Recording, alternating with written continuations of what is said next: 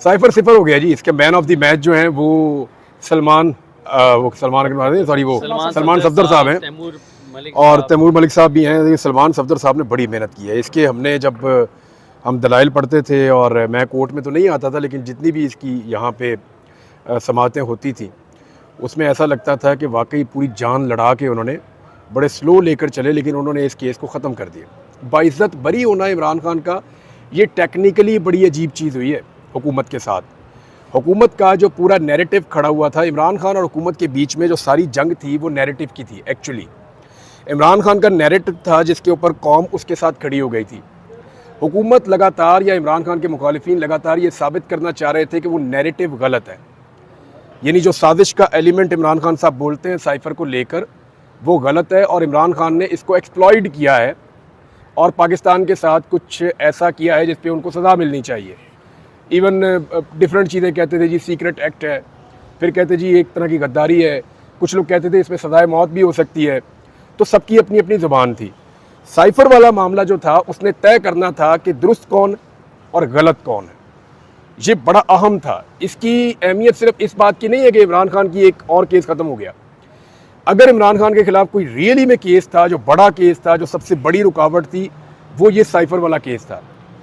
बाकी फुलझड़ियाँ उन्होंने उड़ जाना था, क्योंकि साइफर वाले केस पे इमरान खान की आज़ादी का इन्हिसार नहीं है, उसके नैरेटिव का इन्हिसार है। आज उसके नैरेटिव की जीत हो गई। अदालत के फैसले ने साबित किया कि उसने झूठ भी नहीं बोला, उसने वो तमाम चीज़ों से, उन तमाम इल्ज़ामात से वो बरी हो गया जो उसके ऊपर हुकूमत ने लगाए। अब जब वो कौम के पास आएगा तो वो कहेगा जी अदालत ने साबित किया। और even chief justice Islamabad high court के बारे में पाकिस्तान तहरीक इंसाफ के तहफ़्फ़ुज़ात रहते हैं, और यहाँ से इमरान खान के हक़ में फ़ैसला आना यूनानिमस, ये उसकी बहुत बड़ी जीत है। जीत इमरान खान के नैरेटिव की है और ये चीज़ प्रॉब्लम क्रिएट करेगा हुकूमत के लिए। अभी ना इनको सिर्फ इसकी हार जीत ये नज़र आ रही है कि इमरान खान बाहर निकलेगा या नहीं निकलेगा। अभी नहीं निकलेगा, 4 महीने बाद निकल जाएगा, 4 महीने बाद नहीं तो 6 महीने बाद निकल आएंगे। इमरान खान साहब को अंदर कौन सा कोई प्रॉब्लम है, वो अंदर टाइम भी गुजार रहे हैं अपना, और मुश्किल वक्त जो है वो इंसान को बेहतर करता है। और इमरान खान ने ज़हनी तौर पे भी सोच रखा है कि मुझे भी टाइम लगेगा। 4-6 माह मामला ये है कि जो इमरान खान साहब को मिल गया ना आज, ये वो ख़जाना है जिसको इमरान खान को कैश करना। आप सोचें ना, एक पनामा इमरान खान को मिला, इमरान खान ने वो रगड़ा दिया कि सारा इधर से उधर कर दिया। फिर एक इमरान खान साहब को मिला साइफर, और उन्होंने क्या कर दिया। आज इमरान खान को साइफर के ऊपर अदालत का ठप्पा मिल गया है। अब आप ये देखें कि खाली साइफर नहीं है, साइफर के ऊपर अदालत का ठप्पा भी है। तो लेट्स सी अब इमरान खान इसके साथ क्या करेंगे। ये जो प्रोसिक्यूशन की जानिब से बाकायदा तस्लीम किया गया जज साहब के, वो मतन क्या था? क्या वही था कि जो इमरान खान साहब ने तकरीर में कहा, क्योंकि सफर की कापी भी पेश नहीं कर रहे, मतन भी पेश नहीं कर रहे, तो उन्होंने तो एडमिट किया जी, इमरान खान साहब ने कहा वही है। अब साइफर के केस में चंद चीज़ें हुई हैं। तो हुकूमत ने तस्लीम किया कि इस आदमी ने जलसों में खड़े होकर जो बात की वो बात वैसे ही थी, यानी उन्होंने ये कहा कि इमरान खान का मौक़िफ़ ठीक था, साइफर में यही लिखा हुआ है, और उसको बोलने पे अब इमरान खान को कोई सज़ा नहीं हुई। अब अपीलें हैं, जाके करके देख लें, कुछ नहीं निकलेगा इसमें से। अब नेक्स्ट क्या लगेगा? मेरे ख्याल में इमरान खान साहब अब एक स्टेप आगे जाएंगे, जितना मैं इमरान खान को समझता हूँ। ये मैं ज़ाती तौर पे आपको बता रहा हूँ, शायद कोई और आपको ये नहीं बता के गया होगा। इमरान खान के पास एक टर्मिनोलॉजी है जिसको कहते हैं किलर्स इंस्टिंक्ट, या उसको किलिंग इंस्टिंक्ट भी कहते हैं, कि जब कोई काबू आ जाए तो उसको तब तक ना छोड़ो जब तक कि आप जीत ना जाओ। अब गेम इमरान खान के काबू में आया। मुझे ऐसा लगता है कि इमरान खान इस मामले को अब अदालत में ख़ुद लेकर आएंगे और वो ये कहेंगे कि मुदाखलत हुई थी, हमारे साथ ज़्यादती हुई थी, और हमारे डिप्टी स्पीकर ने जो फैसला दिया था वो बिल्कुल ठीक था। देखें, इसी बुनियाद पे कहा था ना डिप्टी स्पीकर ने कि ये मुदाखलत है। ये अब इमरान खान का नैरेटिव ऊपर आएगा। हो सकता है कि वो दोबारा इन मामलात को, अभी नहीं तो कुछ अरसे के बाद, वो इसको फिर कोर्ट्स के अंदर लेकर आएंगे। तो क्या आपको लग रहा है जो गद्दारी की बात की जा रही है, अपना इमरान खान महमूद रहमान की रिपोर्ट का हवाला देकर बहुत बड़ा फौज के खिलाफ, इदारे के खिलाफ एक नफरत का बाजार गर्म किया है? सर, वो महमूद रहमान कमीशन रिपोर्ट कोई नई तो नहीं है, वो तो हमने कोई 50 दफ़ा पहले सुनी है। एक दफ़ा इमरान खान के मुँह से भी सुन ली, उससे फ़र्क नहीं पड़ेगा। नहीं, हुकूमत की तरफ से कह सकते हैं कि हुकूमत जानबूझ के अब उसको इदारों के साथ उलझाना चाह रही है। देखिए, मैं आपको एक चीज़ बताता हूँ, जो लोग स्टेटस को के होते हैं ना, स्टेटस को के जो लोग या शख्सियात हैं ना, उनके लिए इस निज़ाम में बड़ी गुंजाइश है। वो मोटरवे के ऊपर 140 पे गाड़ी चला सकते हैं, उनका चालान नहीं होता। जो एंटी स्टेटस को है ना, वो 120 पे भी गाड़ी चलाएगा तो डर के चलाएगा, 121 पे उसका चालान हो जाएगा। मैंने इसको सिंप्लीफाई कर दिया है। इमरान खान एक्चुअली स्टेटस को का हिस्सा नहीं है, उसको गाड़ी 121 पे चलाना अलाउड नहीं है, यानी वो हमूद रहमान कमीशन की बात नहीं कर सकता, क्योंकि Fazal Rahman is part of the status quo, Nawaz शरीफ ये स्टेटस को है। तो जब वो ये बातें करते हैं तो सिस्टम उनको कुछ नहीं कहता।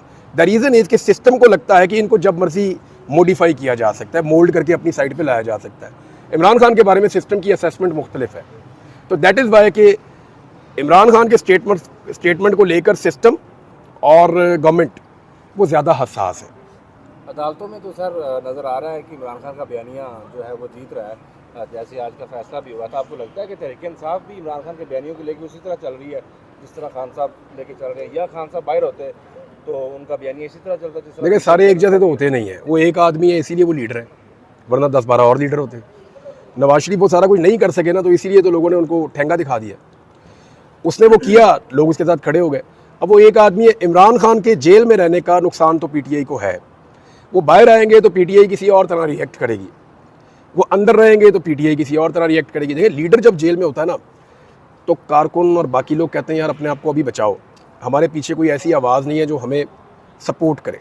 जब लीडर बाहर होता है ना, तो वो लोग ज़्यादा बेजिगरी के साथ अपनी ड्यूटी सर अंजाम देते हैं, उन्हें लगता है कि लीडर है, पीछे है, शेल्टर है। मरवत से मुतालिक बताइएगा कि आज वो एक वाहिद शख्सियत थी कि जिसकी कमी महसूस की गई, जो मुसलसल साथ रहे, लेकिन आजकल ऐसी ऐसी ट्वीट्स मार रहे हैं कि उनकी अना हर्ट हुई है। क्या आप समझते हैं कि उनको जज्बाती बन ले डूबा है? नहीं, शेर अफजल मरवत, आपको मैंने पहले भी कहा था और शुरू में कहा था, लोगों ने उसके बड़े मतलब ले लिए।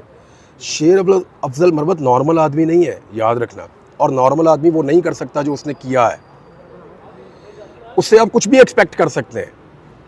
मैं आपको सीरियसली कह रहा हूँ कि शेर अफजल मरवत नॉर्मल आदमी नहीं है, वो किसी वक्त कुछ भी कर सकता है। और याद रखिएगा कि लीडर्स के लिए ऐसे लोग बहुत इंपॉर्टेंट होते हैं। आज शेर अफजल मरवत जो है वो हॉट वाटर्स में ज़रूर है, रीज़न हैं उसके। अब सबसे बड़ा रीज़न तो वो सऊदी अरब वाला, एक्चुअली वो स्टेटमेंट गले पड़ गया, वरना ये छोटी मोटी चीज़ें, इससे कोई फ़र्क नहीं पड़ता। शेर अफजल मरवत जैसे लोग जो हैं वो हाँ वो होते हैं, लेकिन देखें इमरान खान जो है उनसे बड़ा तो अनगाइडेड मिसाइल कोई नहीं। आज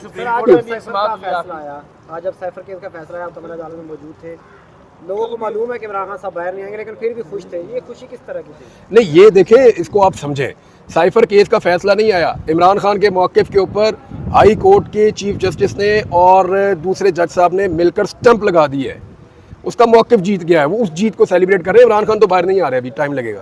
काजी साहब, आज फुल कोर्ट का आपने सुना, वहाँ पे भी एक जजेस का आपस में मुकालमा हुआ, उस हवाले से आप क्या कहेंगे? सर इंटरेस्टिंग है, देखें काजी साहब का शुक्रिया कि हम ये दिखा रहे हैं, इंटरेस्टिंग है, कम से कम हमें पता चल रहा है कौन क्या कर रहा है और कैसे हो रहा है, इंटरेस्टिंग है। लेकिन 3 नुक्ते आज बड़े इंपॉर्टेंट उसके अंदर उठाए गए। पहला नुक्ता ये है कि पीटीआई क्या ख़त्म हो गई? अगर उसके बाद बल्ले का निशान नहीं है तो क्या पार्टी ख़त्म हो गई? ये बहुत अहम नुक्ता है।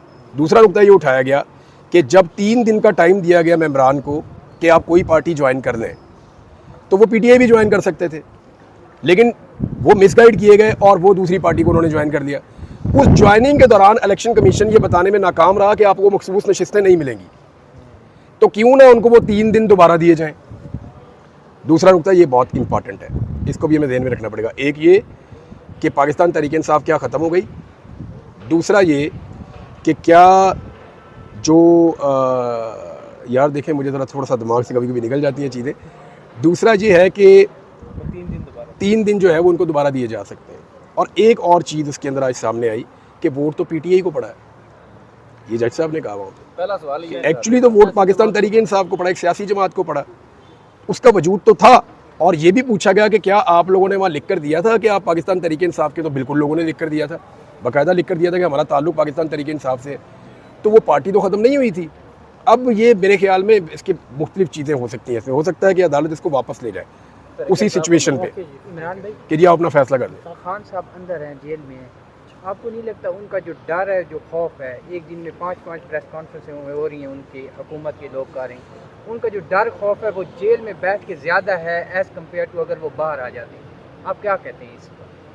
इस दफ़ा इमरान खान जब जेल से बाहर पाँव रखेगा ना, तो वो फैसला करेगा कि कहाँ जाना है, ये आप याद रखिएगा। एक तो आप लोगों का बहुत शुक्रिया, आप लोगों ने अपना कमरा दिया मुझे सोने के लिए आज यहाँ पे रिपोर्टर्स रूम के अंदर मुझे मौका मिल गया 2 घंटे की नींद पूरी करने का। काफ़ी देर हो गई थी, नींद पूरी नहीं हो रही थी। और सिद्दीक जान का नाश्ता भी इतना वो अजीब किस्म का था, सुबह हैवी नाश्ता इसने करवाया, फिर नींद आ रही थी उसके बाद। इस तरह का नाश्ता खुद भी किया करें आप। ज़रूर। अच्छा, उसमें ये है कि अभी जज साहब ने ऑर्डर किया है और ऑर्डर मैंने सुना है, मुझे तो वो कानूनी ज़ुबान का ज़्यादा नहीं पता, लेकिन जो मुझे समझ आई है जज साहब ने सारों को कहा इकट्ठे हो जाओ, वापस बुलाया और रीज़न्स भी पूछे हैं और फिर एक मरतबा मेरे ख्याल में कल नाम निकालेंगे और मुझे वो ट्रैवल करने के लिए अलाउ करेंगे हज पे। उन्होंने इंटीरियर मिनिस्ट्री से बुलाया, मिनिस्ट्री से बुलाया है, डीजीएफआई को इन पर्सन जो है उन्होंने बुलाया है जी। DGFIA को बुलाया और इंटीरियर मिनिस्ट्री से उन्होंने कहा उनका नुमाइंदा आ जाए। अदालती अहकाम के बावजूद बाजार क्या लगता है आपको, कौन सियासी ताकत से आपको? मैं हज पे चला जाऊंगा, मैं आपको ये बताऊं इंशाल्लाह। मैंने आपसे कहा है मैं इंशाल्लाह चला जाऊंगा हज पे। वो तो चले जाएंगे, लेकिन ये जो वक्ती तक रुकावटें बनी कोई बात नहीं, खैर है जो है वो है। आज साइफर केस में बरी कर दिया।